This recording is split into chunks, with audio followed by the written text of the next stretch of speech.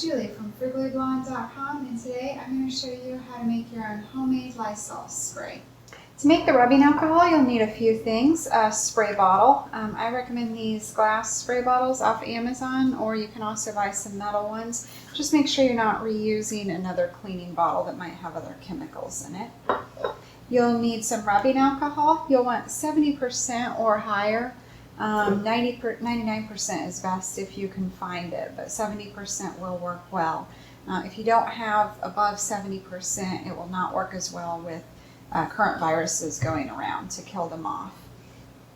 I also want some essential oils. I use lemon essential oil to make it, and I either use Serenity by doTERRA or lavender. The combination of them does a great job of helping to kill off germs, and it also makes it smell great.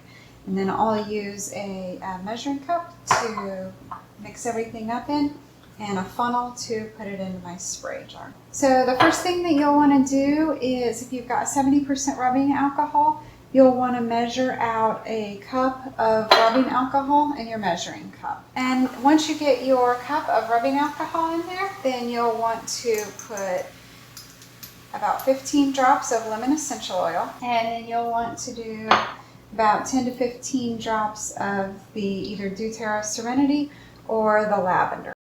Then just put your funnel in your spray bottle and pour everything.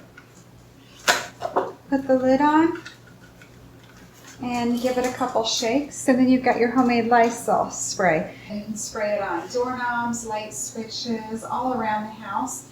If you're going to use it on items like marble, I recommend putting it in a small area and giving it a few minutes to test it out before you use it all over the whole surface. For other great cleaning tips, go to FrugaliBlonde.com.